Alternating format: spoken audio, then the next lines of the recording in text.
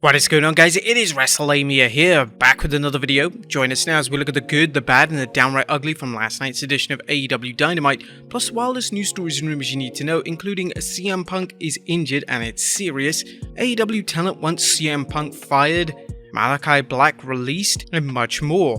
Be sure to subscribe and hit that notification bell for daily wrestling videos, and follow us on Facebook for exclusive lists. Also check out Wrestlelamia.co.uk and our non-wrestling channel, Incredible. As always, we start off with the good as number 1, world title vacated. AEW Dynamite kicked off last night with AEW President Tony Khan. Khan would announce that the AEW World and AEW Trios titles have been vacated. A tournament began on last night's show for the vacant AEW World title, which is set to culminate at the Grand Slam event. As for the Trios title, they were decided on last night's show in an excellent match between Death Triangle and Best Friends. Death Triangle came out with the win, resulting in Pac becoming a double champion in AEW. Number 2, MJF's promo. MJF returned to AEW television last night and cut an incredible promo. MJF would begin to cutting an epic babyface promo, and he truly had the crowd in the palm of his hand.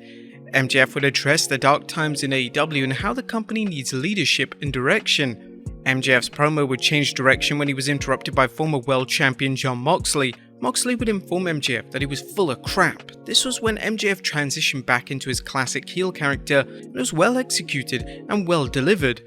MJF would mention the bidding war of 2024 and stated that he was going to take the world title to a real wrestling company, and even referenced Cody Rhodes. Rather hilariously, MJF stated that he's going to work for jolly old Saint Nick, meaning WWE President Nick Khan. Amazingly, MJF then stated that the game Triple H is his personal hero and he was going to do what's best for business. This was such an expertly delivered promo by MJF, as it kept the intrigue of MJF's AEW status as well as kept all of his established heel tendencies. Number 3, Jon Moxley's promo.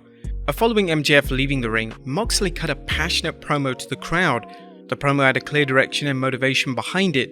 Moxley cut a promo directed at the importance of the AEW World title. It was a nice change of pace to see an entire promo focused on the world title. Number 4, Bryan Danielson vs Hangman Adam Page. AEW was highlighted by another classic matchup between Bryan Danielson and Hangman Adam Page. Danielson secured the victory, and it looks like Danielson is the heavy favourite to become the new AEW World Champion. This would be a nice change of pace, as Danielson is yet to win the big one in AEW, and he's a perfect person to carry the company into their next era. Number 5, a new Ring of Honor Pure Champion. The main event of the show featured the crowning of a brand new Ring of Honor Pure Champion, as Daniel Garcia captured the title by defeating Wheeler Yuta in a tremendous match. This match was pay-per-view worthy and certainly helped plant the seeds for future storylines with the Blackpool Combat Club as well as Chris Jericho. Garcia is clearly one of AEW's brightest prospects, as he is slowly but surely resonating with the AEW audience. But that was the good. What about the bad? Is number 1, a lack of direction with the women's division. AEW featured just one women's match, and this was the match between Toni Storm and Penelope Ford in an AEW Championship Eliminator match. This is without a doubt a lack of focus in the AEW's women's division, and Tony Khan needs to try and implement at least one compelling story in the division. And there was a downright ugly, as ignoring the elephant in the room. It was disappointing not to hear AEW reference the CM Punk Elite situation. Tony Khan would announce that their respective titles have been vacated, but there was an opportunity for AEW to blur the lines between fiction and reality. AEW wouldn't even mention that Punk was injured, which certainly adds to the speculation that Punk has been let go. What do you guys think of Dynamite this week? Let us know in the comments down below. Now let's move on to the news.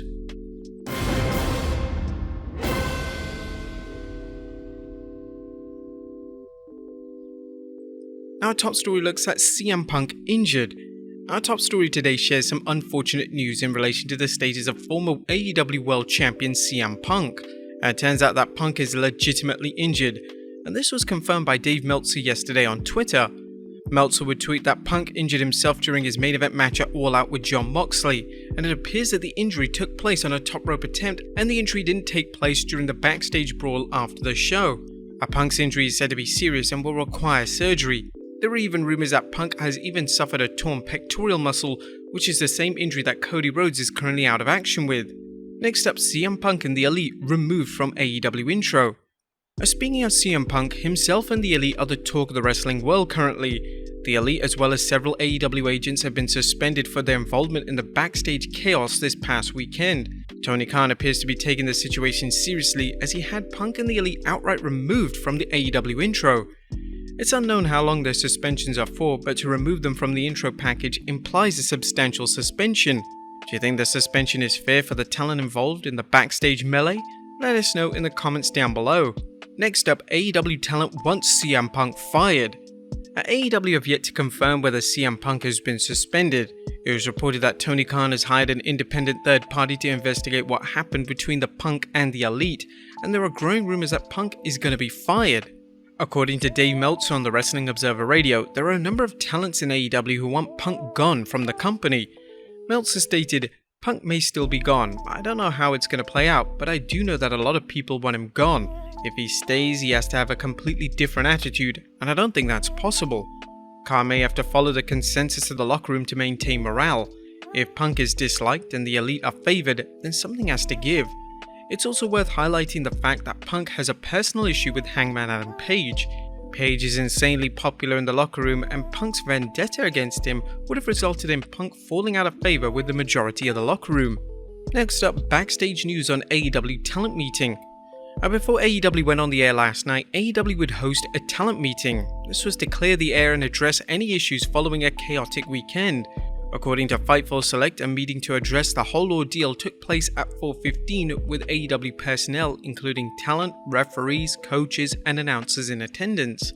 Chris Jericho, Jon Moxley, and Bryan Danielson reportedly led the meeting, and several people gave Jericho praise for how he's handled himself during the whole ordeal. Fightful also confirmed previous reports that Punk and Ace Steel were both set to have a Zoom call with the company's officials at 4 PM yesterday. However, no news is known in relation to how this call went or what was said. Next up, Malakai Black released. There's been a ton of speculation surrounding the status of AEW's Malakai Black. This speculation started when it was rumored that Black had asked for his AEW release, and this was furthered when Black seemed to say goodbye to the AEW audience at the All Out pay-per-view. According to Sean Ross Sapp of Fightful Select, numerous talents have been told that Black has received his highly conditional release. Black has revealed that he has been struggling with his mental health as of late, and hopefully this break from wrestling helps the talented star.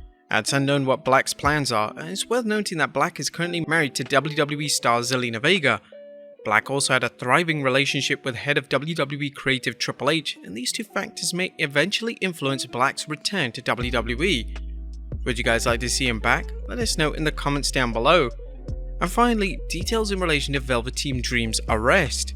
Now, final story today shares some news in relation to the troubled and problematic personal life of the Velveteen Dream. Dream was arrested last month, and we finally know the true details in relation to what went down. It turns out that he became irate and argumentative after being asked to leave an area of the gym. It was reported that Dream then responded by threatening to kill the worker and proceeded to punch him in the face. A fight would then ensue, and Dream reportedly bit the victim on his chest and left armpit. Dream currently has a ton of demons that are manifesting in his bizarre and dangerous behavior. Dream has been teasing a return to WWE, and there's even been rumors on social media that Triple H may give him a second chance, but obviously due to Dream's extensive legal troubles, this probably won't ever happen. But there you have it folks, the wildest news stories and rumors you need to know. Be sure to leave your comments down below, and I'll see you next time with some more wrestling content.